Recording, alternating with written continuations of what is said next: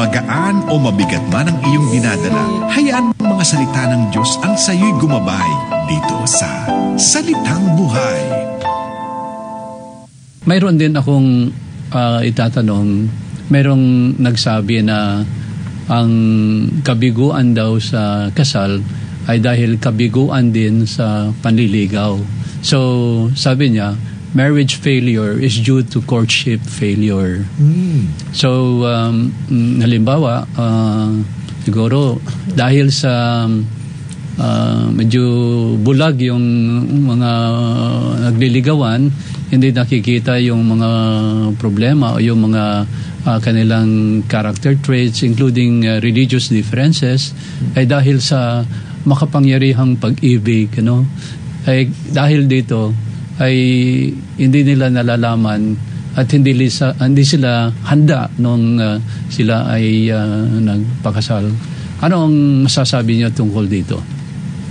Isa sa mga kabiguan dito sa kasal ng mag-asawa. Ladies first. Oh, ladies first naman. Okay. Alright. Ang nakikita ko rin, Father, especially doon sa mga taong kino-coach ko, marami talagang nagkakamali. And ang problema is, kaya nga sinasabi ko sa kanila, experience is not the best teacher. Kasi marami tayong kilala na puro experience na lang, wala namang natututunan. So, experience is not the best teacher. Learning from experience is the best teacher. And learning is really a decision. Now, in terms of may bibigay akong several pointers, lalo na sa mga dyan na nagliligawan. Pero totoo yung Father na, yung iba nagmamadali, yung iba when in our counseling, so I'm also a guidance counselor, registered guidance counselor. In our counseling clinic, dun yung magpupuntang couples. Pag tinanong namin if they saw the signs of their problem before, whether it's pambababae, gambling, alcoholism, pambubugbog, whenever we ask them about their history, obvious na nung mag-boyfriend pa lang, nandun na. Pero, andun nga yung sinasabi ni Brother Edwin, na akala nila, magic ang kasal na lahat magbabago. Hindi, marriage brings out more of who you are. Hindi siya yung tipong magbabago na lang. Magbabago na lang lahat. So, ang number one na kailangan talaga, yung expectations. Kailangan alam mo ang expectations sa marriage. I'm sorry about that. Expectations sa marriage. And then, also, yun nga, same values and life direction. And then, ang isa pang nakikita ko kasi, akala kasi ng maraming tao na ang mga love skills, pag natutunan sa pamilya, yun na yun, kailangan we learn more about good love skills from other people. Kaya nga, meron ng mga coach, may mga counselor, kasi akala nila na dahil napapanood nila sa parents sila, ang dami namang parents, maraming pagkakamali rin, hindi enough yung preparation. Hindi enough yung preparation natin para dun sa ating sarili na relationship. So, talagang, ang mga kailangan natin matutunan, communication skills, tulad na sabi ni Brother Edwin. Pangalawa, marunong kayo mag-away at mag-resolve ng away. Kasi lahat nag-aaway. Hindi nagsusuntukan at umaabot sa barangay. Yes. Mag-resolve ng away. Kasi kung hindi kayo, lahat naman tao nag-aaway. Inaaway nga natin parents natin, tsaka yung mga kapatid natin. Pero kung hindi nare-resolve, walang nangyayari. So, yun yung mga two major skills na kailangan natin. At saka yung isang dahilan dito sa failure in marriage ay dahil sa tinatawag na early marriages din, Yes. Yung masyadong emotional ang dalawa at kung walang control yan, self-control, ay magkakaroon ng sexual activity. Ang nangyayari ay mapipilitan silang magpakasal. At hindi mo na sila mapigil. Napakahirap. Ano masabi niyo? Madalas sa ganong mga sitwasyon, wrong reasons for going into the marriage. Sometimes meron sa Pilipinas at sa generation siguro namin, I think less for the younger generation, meron tayong tinatawag na save face. Nakakahiya. Kailangan magkasal na kayo, etc. etc. etc. Marami tayo mga wrong reasons for going into the marriage. Isa yun sa mga critical ingredient. You need to be in the marriage dahil meron kayong tamang dahilan to grow the relationship, to build a family, and to grow together. Nabanggit ni Father yung wrong courtship, wrong marriage, once upon a time nag-attend ho ako ng Discovery Weekend, which is a marriage preparation seminar.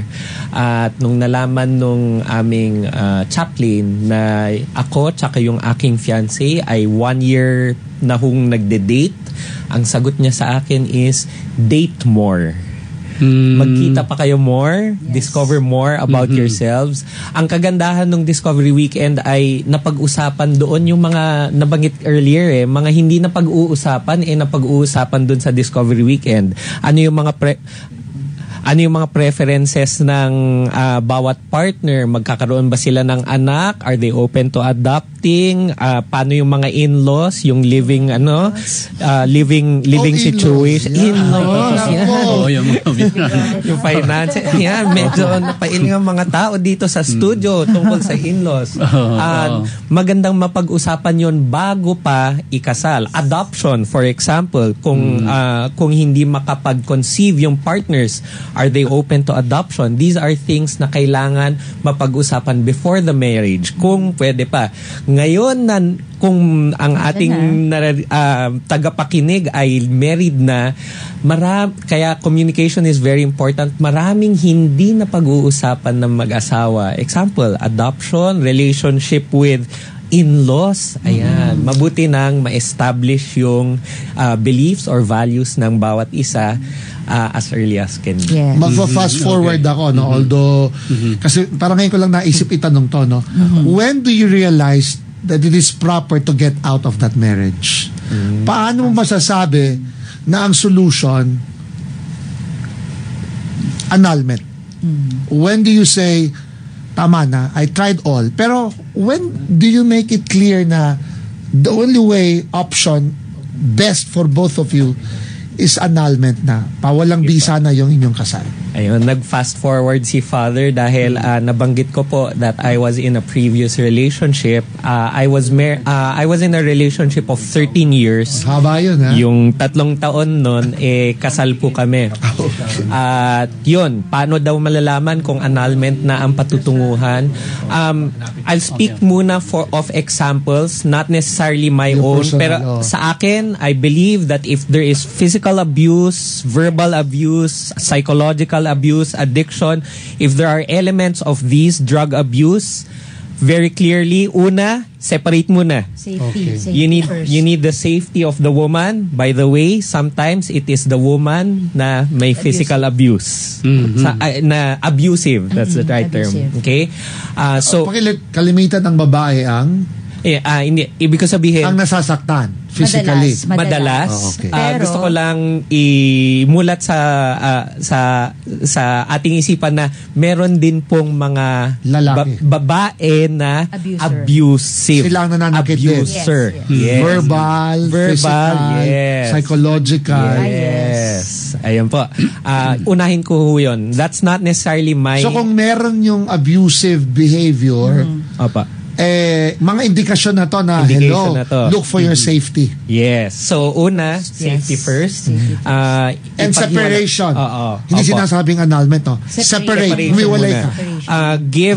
Para sa akin, this is my personal opinion, give the marriage, or give the person who is abusive, yung nananakit, o kung ano man yun, give the person a chance na magbago. Napakaganda ng testimonial kanina. We attended the feast sa PICC at may isang testimonial na napaka-powerful. We've heard this with other couples also. Abusive yung lalaki. Okay. So this is not my example, by the way. At paikliin ko na po, yung wife finorgive niya yung lalaki. And this was the opportunity for the man to to, by God's grace, to forgive himself and to change his ways. Now they are part of Light of Jesus community at they serve in the couples ministry. Napakalakas po ng testimonial nila. That forgiveness can heal. But of course, I just want to clarify, it took years, decades pa nga. So if someone is going through an abusive relationship now, first, safety nga. Kasi minsan, what we need, what our partners need sometimes is tough love. Parang, di ba, pag alam natin ngayon, especially right now, na if someone has a drug addiction, yes, for example, the most loving thing you can do is get them into rehab. Pwedeng magwala sila, sasabihin nila, di yun na ako mahal, ba't nyo ako ginaganito, anong ginawa, bakit ginagawa nyo sa akin to? Pero that's the way for them to heal. But while they're healing, you don't have to stay with them. You have to protect yourself. Sometimes, you can't give someone love if you don't have love for yourself. And knowing how to love yourself, that's part of it. Protecting yourself, protecting your children. If you don't have that, you can't say that you really love your partner. So that's one. That's clear, one. No? Yung abusive environment and relationship. For the less, okay. So in my case, after a 13-year relationship at nagsabi siya, ayaw na niya sa akin. Para sa akin, do everything. That's my yun ang tinuturo ko. Do everything you know that can help you and your partner come back together in good terms. Ano yung everything para sa akin? Para sa akin, that was attending seminars, going to family and friends, asking for their help, mga ninong-ninang. I also went to counseling. Yes. Necessary. Family marriage counseling. Sabi ng counselor, kung dalawa yung couple na gusto mag-counseling, good. Kung yung isa ayaw, yung isang willing na mag-marriage counseling, go, mag-counseling ka. And that was my situation. Pwede yun. Opo. That was my situation. Nag-counseling ako, probably around 2 years rin po akong inabot na nagka-counseling. So this is part of my everything. I read books on relationships, books ni Brother Bo, books ni John Gray. And book muna kailangan. Ngayon, ito naman ang sinishare kong book. I'll share more of that later on. By the way, marami akong mga married couples na who are using the book as their stepping stone to their own growth. So you're saying do everything na alam mo to help each other na magkalapit kayo maayos. Yes. At kung wala, ayun na nga. Ako, ang aking final straw was 3 years later, after the first time na nagsabi siyang goodbye, around 2.5 years. Okay. Nasa Canada po siya at pinuntahan ko. Supposedly surprise, hindi ko na surprise. I went there because I wanted to show her that I was willing to fly across the seas and change my life to be with her. And this is after I've changed many things in my life, my finances, my work, my career, our living. And still the final answer is ayaw talaga. Ayaw. And I needed to love myself also at that point. Dahil song and dance. Syempre, song and dance number na ako for 2.5 years doing everything that I could. And yet, I was kept in the dark. Hindi ko alam kung bakit nga ba. Kung ano yung mga tunay na dahilan. And iyon, at a certain point, you'll need to say enough is enough. Ako naman, I need to move forward. Through those 2.5 years, ang laki na ng pinagbago ko sa sarili ko. At kung yung isang partner hindi pa rin willing to discuss or to make things work, paano naman yung buhay in the next 20 years kung magpapapigil up? I knew that I was for marriage. I knew that was very clear. I knew that I'm going to be a father. And if one person is not willing to be my husband, then I'll need to move forward in life. Nakangiti siya man nagkukwento. Ngayon nakangiti na, pero syempre in those 2.5 years, ayun, I went through my worst depression at that time. Yeah. Exactly. So, ito ang naka-inspire dito sa libro niya. Exactly. Na you can be happy again. Ito pala yun. Because at Posible siya. dun sa pinaka-ilalim, the downest part of my life, yung pinaka-depression ko, dun ko, by the way, nabanggit ko, books, seminars, etc. Dun ko rin na-discover yung relationship ko kay Lord. Dun ko naramdaman na, oo, Edwin, naglulupasay ka ngayon, and here I am, the Lord spoke to me and He just embraced me and He reassured me na kahit hindi mo naiintindihan ngayon kung anong nangyayari, kung ano yung pinagdadaanan mong pain, sakit, yan ay magiging bahagi ng iyong purpose sa buhay. Grabe si Lord, no? Talaga. Hindi mo alam kung paano kumikilos gumagawa, no? Lord, Talaga. Praise the Lord. Thank you, Lord. Ikaw ba ay married, Eileen? Yes, Father, for 18 years na. 18 years. ilan ang anak mo, Eileen? 2. And, Our eldest is 17 years old.